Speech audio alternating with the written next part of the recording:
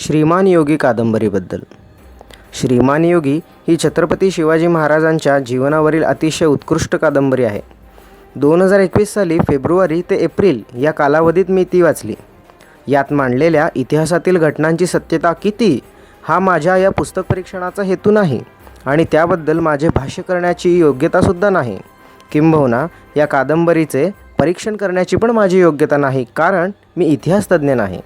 पण फक्त महाराष्ट्रच नाही तर संपूर्ण जगासाठी आदर्शवत असणाऱ्या शिवाजी महाराजांबद्दल ही कादंबरी आपल्याला भरभरून माहिती देते आणि त्यामुळे न राहून इतरांनासुद्धा त्याबद्दल थोडेसे सांगावेसे वाटते. आणि सगळ्यांनी ती कादंबरी वाचावी असे वाटल्याने मी या कादंबरीबद्दल माझे विचार एक सामान्य वाचक म्हणून मांडत आहे.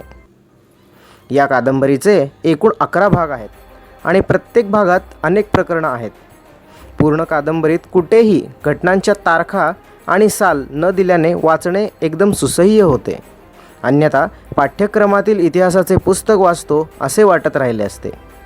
पुस्तकाच्या शेवटी प्रत्येक भागानुसार तारीखवार घटनाक्रम दिलेला आहेच, त्यामुळे गरज पडल्यास तो अधूनमधून संदर्भासाठी बघताही येतो. रणजित देसाई यांनी आपल्या लेखणीतून संपूर्ण ऐतिहासिक कालखंड अक्षरशः जिवंत केलेला आहे. त्यामागची त्यांची मेहनत आणि त्यांनी केलेले संशोधन प्रत्येक प्रकरणात दिसून येते. अशा थोर पुरुषाच्या जीवनावर कादंबरी लिहिणे हे प्रचंड मोठे शिवधनुष्य रणजित देसाई यांनी समर्थपणे पेलले आहे. या कादंबरीतून आपल्याला महाराजांच्या जीवनातील अशा अनेक गोष्टी वाचायला मिळतात ज्या आत्तापर्यंत मी कधी ऐकल्याही नव्हत्या. शिवाजी महाराजांचा संपूर्ण जीवनकाल यात समाविष्ट केलेला आहे. यातून आपल्याला जवळपास 50 वर्षाच्या ऐतिहासिक कालखंडातील घटना कळतात. तसेच राजांच्या खासगी जीवनाबद्दलसुद्धा माहिती मिळते. त्यावेळेसची वेशभूषा, वातावरण, सामाजिक काळ, रीतिरिवाज यांचे वर्णन लेखकाने अनेक ऐतिहासिक शब्द वापरून जिवंत केलेले आहे. राजांनी अनेकांना त्या काळच्या भाषेत लिहिलेली पत्रे लेखकाने जशीच्या तशी दिलेली आहेत. त्यामुळे वाचताना एक वेगळीच जाणीव आणि वातावरण निर्मिती होते. शिवाजी महाराज लहान असताना बेंगलोरला शहाजी राजांच्या राज्यात जिजाऊंसोबत जातात. तेव्हाचे तिथले वातावरण, शिवाजींचे सावत्र भाऊ वगैरे यात वाचायला मिळतो. राजमाता जिजाऊ शिवाजींना बेंगलोरला न राहू देण्याचा निर्णय का घेतात ते सर्व कळते. स्वराज्य निर्मिती आणि शिवाजींची जडणघडण यात जिजाऊंसोबत अनेक जणांचा वाटा आहे.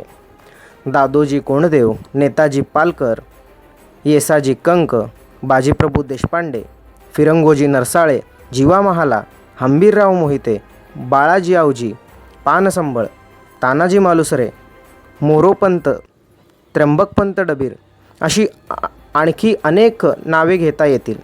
त्यांच्याशी असलेले राजांचे बंध, तसेच आई जिजामाता, वडील शहाजीराजे, तसेच शिवाजीराजांच्या राण्या, मुलगी सखूबाई, मुलं संभाजी व राजाराम आणि इतर नातेसंबंध यांचा संपूर्ण परामर्श लेखकाने घेतलेला आहे. शहाजीराजांच्या मृत्यूनंतर ज्या प्रकारे शिवाजी महाराज जिजाऊंना सांभाळून घेऊन निराशेतून बाहेर काढतात, त्याच प्रकारे नंतर मिर्झाराजे जयसिंग यांच्यासोबत झालेल्या तहामुळे, गमावलेल्या गड आणि किल्ल्यांमुळे निराश झालेल्या राजांना जिजाऊ निराशेतून बाहेर काढतात आणि दोघांचे जगण्याचा नेहमी एकच उद्देश असतो, तो म्हणजे स्वराज्य. याची ते एकमेकांना आठवण करून देत असतात. राजांचे संत तुकाराम आणि श्री रामदास स्वामी यांच्याशी असलेले बंधाचेही दर्शन आपल्याला यातूनच होते. त्यांचा राजांच्या जीवनावर आणि विचारांवर होणारा परिणामसुद्धा यातूनच दिसतो. औरंगजेबाच्या तावडीतून आग्र्याहून छोट्या संभाजीसह नाट्यमय सुटकेनंतर कादंबरीत निश्चलपुरी, कविकलश, गागाभट्ट अशी नवीन पात्रे कादंबरीत प्रवेश करतात. यात हीच पात्रे आहेत असे नाहीत, तर शिवनेरी, रोहिडा, राजगड, तोरणा, पन्हाळा, विशालगड, लाल महाल, रायगड, जंजिरा, लोहगड, कर्नाळा, प्रतापगड, पुरंदर, चाकण, कोंढाणा ही सुद्धा स्वतंत्र पात्रेच म्हणावी लागतील. इतके त्यांचे स्वराज्यातील महत्त्व आहे.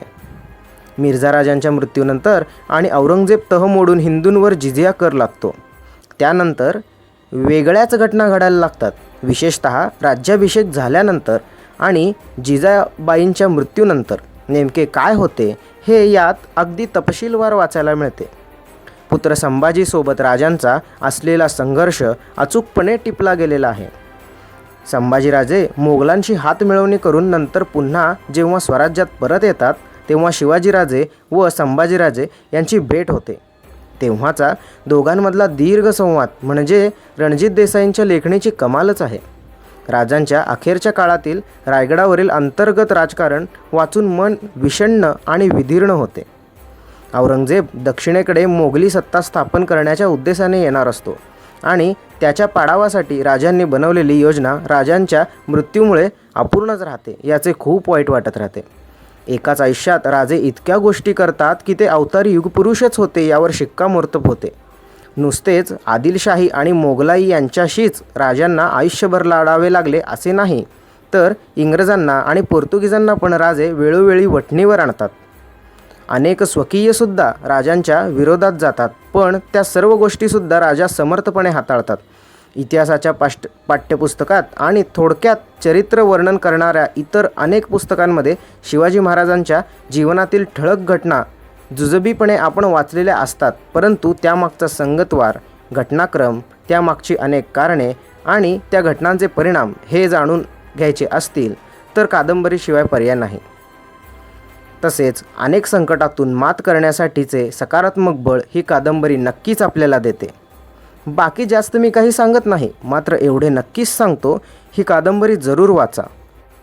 जय महाराष्ट्र, जय शिवराय.